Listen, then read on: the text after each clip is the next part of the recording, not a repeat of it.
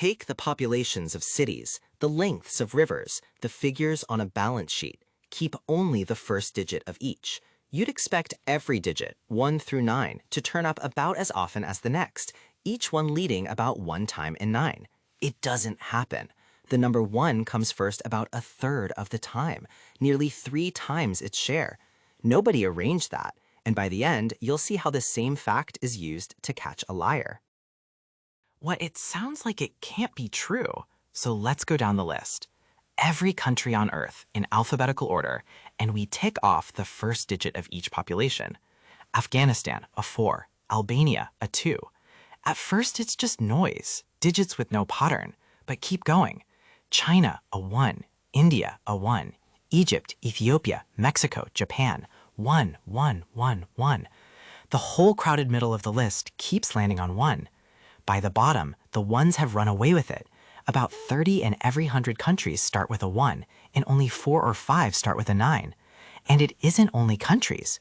Do the same with the lengths of rivers, or the figures buried in a company's accounts, and the same lean appears. Different data, nothing connecting it, the same lopsided result. The only question worth asking is why. Stack the 9 digits into a chart and the shape is unmistakable. A staircase stepping down.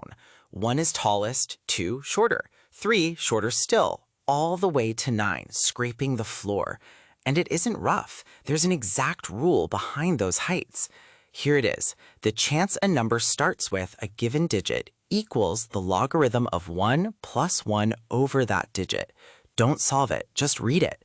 The bigger the digit, the smaller that 1 over it piece becomes, so the smaller the answer. That single line is the staircase. Feed it a 1, it predicts 30%. Feed it a 9, about 5, exactly the heights we counted. So this isn't a loose tendency. It's a law with a formula, quietly governing the first digit of numbers that nobody chose. Which leaves one very strange question. Where does a rule like that come from? The whole thing comes down to one idea: how hard it is to leave a digit behind. Picture a number that grows by percentages, sitting at 1,000. For its first digit to tick from 1 to 2, it has to reach 2,000. It has to double. That is 100% gain. That climb takes time. Now jump ahead. Once the number reaches 9,000, how much further before the first digit rolls over again to 10,000, back to a 1? About 11%, just a nudge. So a growing number crawls through the 1s and races through the 9s. It spends more of its life showing a 1, not because 1 is favored, but because 1 is the hardest digit to escape. The climb out of it is simply the steepest there is. The same logic applies to every digit. To leave a 2, you need 50% growth. To leave a 5, about 20%. The larger the digit, the easier it is to get past it. Smaller digits act like deep valleys. Bigger ones are shallow steps. And this is not just about money. Anything that changes by percentages behaves this way. Populations, prices, measurements that compound. Freeze many of them at random moments, and most are caught still climbing out of a 1. There is an even cleaner way to see it. Lay the numbers on a ruler where each step multiplies by 10 instead of adding 1. On that ruler, equal distances mean equal percentage changes.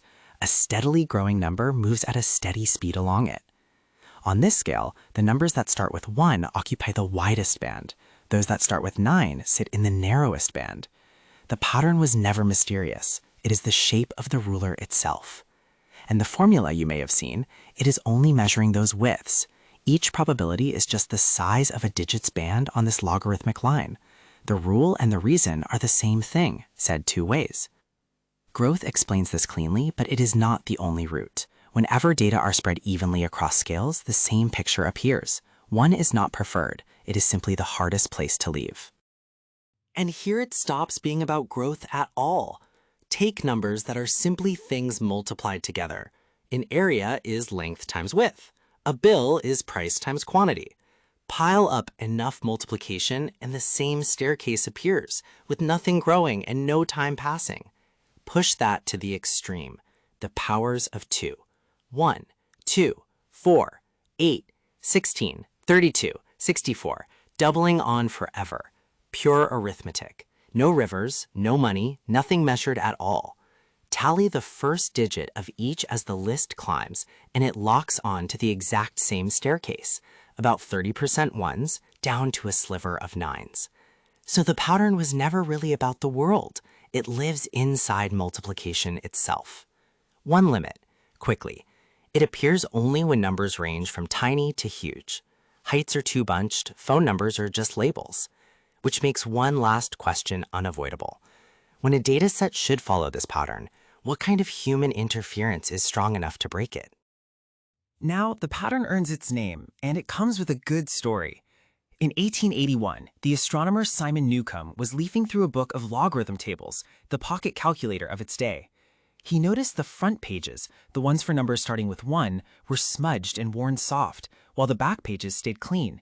People reached for numbers beginning with 1 far more than any other. He wrote it down. Nobody cared. 57 years later, the physicist Frank Benford stumbled on the same worn pages, and this time tested the idea on everything in reach. Rivers, populations, atomic weights, the numbers printed in magazines. 20,000 of them, all bending into the same staircase. The pattern took his name, Benford's law. And then it got a job. When someone fakes figures, padding an expense report, inventing numbers on a tax return, nudging an experiment's results, they tend to spread the digits out evenly because even feels random. They don't feel the staircase. So the fakes come out too flat, with too many big digits crowding the front. Run honest books through Benford's law and the digits settle into the staircase. Run cooked books and the shape comes out wrong. But here's the discipline. A broken pattern isn't proof. Honest data can fail it, and a careful forger can beat it. It never convicts anyone. It points. Look here, look closer. The number doesn't catch the liar. It tells the investigator where to aim. So the fairness you'd have bet on was the illusion. The lopsided staircase is the truth, the quiet fingerprint of how numbers grow and multiply. 1 isn't special. It's just the hardest digit to climb out of. Here, the numbers exposed a lie. But numbers can work the other way too. Every figure can be correct, every sum accurate, and the conclusion they hand you can still be the exact opposite of the truth. That's where we go next. It only gets bigger and stranger from here. Subscribe and like so you don't miss what's coming.